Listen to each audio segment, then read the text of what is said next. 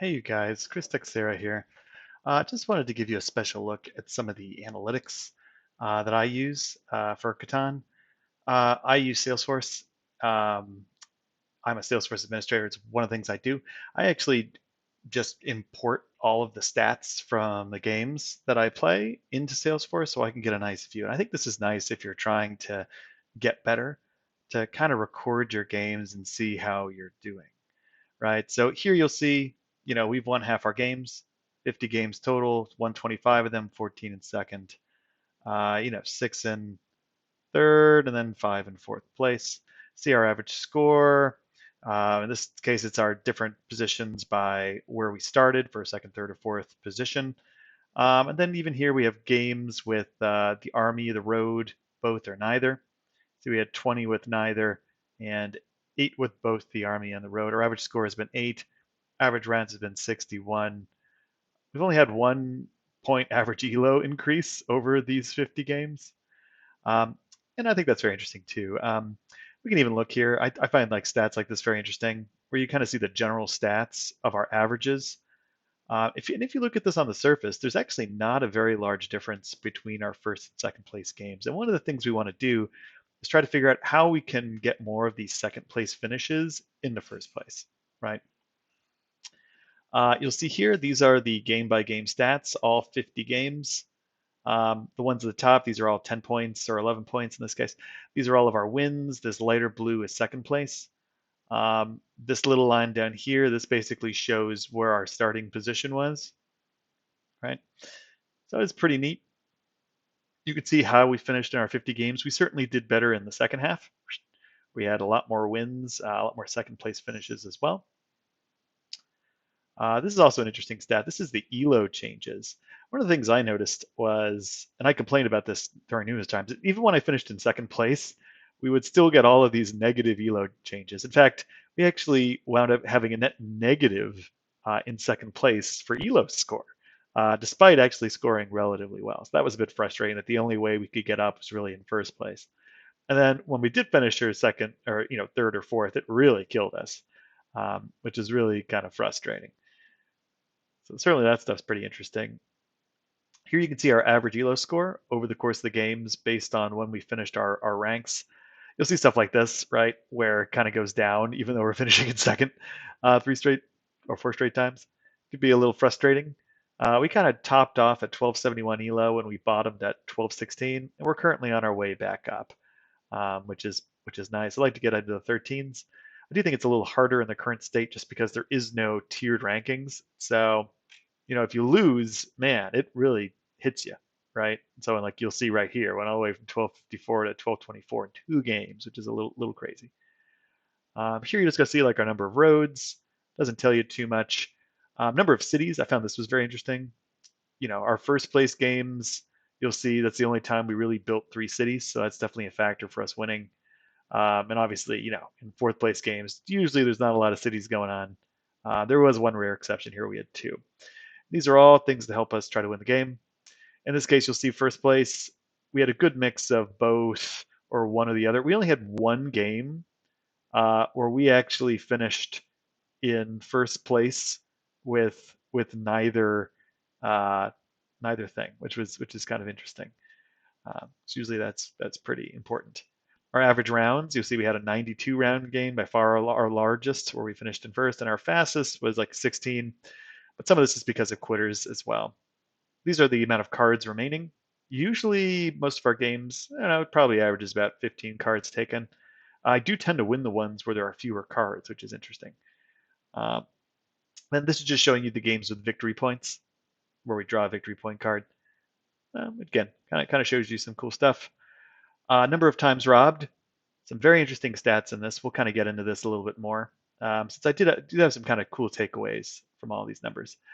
First of all, let me do a little self-correction. We're going to go and we're going to remove any game where there were at least where everybody quit, just because I think it's a little more, real. So here we still won 45% of those games, 21, and we won 75% overall, which is, or first or second and 75% overall. Average score overall was 8.3, 63 rounds. We did have a very slow elo boost, but we did get there. I do think it's interesting the stark contrast between first and second. So take a look at this. Um, you'll see 63 rounds. We tend to win when we play, when we get fast, right? Which is very nice. You'll see the ELO boost. So this is a full, what, 5 rounds faster uh, when we get to first place, which is very interesting. And now take a look at this. Take a look when we get into second place. What a difference this is. Shoots all the way up to 71 rounds, which I think is pretty telling in that we're not as good in the long game. When we get stretched out, we tend to lose steam later on, and we're just kind of hanging on for dear life. So that is certainly a factor. You'll actually see that as well in our round stat over here. Where is it? Um, well, in the robberies too. Where'd it go? Here, in the number of rounds. A lot of these games are pretty long, right? So they're in the 80s, they're in the 70s, and this is in pretty stark contrast to when we, are finishing in first place. It's very, very different. Obviously, we're going down to 58. When we look at the number of rounds in here, everything's basically in the low 60s, 50s, and high 40s, right? There's this one exception, which is one of those games of attrition we actually won, but I think that's more of an aberration than anything else.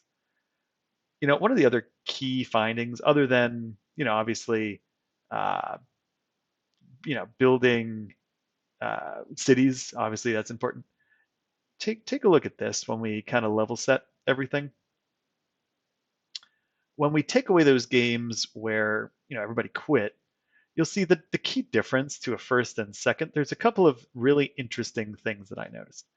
Everything is pretty much equal, except there's two things that really kind of matter. One is the average number of times we were robbed. We were robbed less when we were in first place, more when we were in second place, and we were able to get that extra night out in our first place games where we weren't in our second place games. So like this I think is actually a pretty key finding. It really matters because I mean just take a look at, if we go down to our robbed games here, how often we're getting robbed in the second place games. And when we're getting robbed with a pretty good frequency. You'll see in the first place games, it's usually like way less, right? It's like 3, 4, 5. But in these second place games, man, it generally picks up a lot and is more than average. So that's certainly something. It's try to be a little less threatening earlier. Try not to piss anybody off. Maybe that'll get us robbed less often, and maybe that'll give us a better chance of picking up that extra night, right? And I do think that night is also pretty important as well. Um, when we're going for dev cards, a lot of these second place games, you'll see here in many cases there's not a lot of dev cards left, which just means we're just losing the night race and it's dragging on a little bit. So if we could try to maybe get it a little sooner, I think that'll help us out in the long game. Um, so that's just kind of my analysis overall. It's pretty neat. I think we'll do more of these, and I'll get a little bit better at presenting them over time. But I think it's important to look at stats to help you improve. I'm certainly going to learn from this for my games, right? Definitely going to try to get robbed less if possible. Certainly going to try to build cities a little bit faster if possible, and for sure, you absolutely need the other thing here. If we go to first place, you absolutely need to build a city, or rather, the largest army or the road. We won only one time where we had neither of those things. So super important. Make sure you have a path to victory to at least one of those two things. Otherwise, you basically have no chance. So that's just my quick analysis. Again, I hope everybody enjoyed that. And we'll see you next time. I think we'll do these every 50 games or so.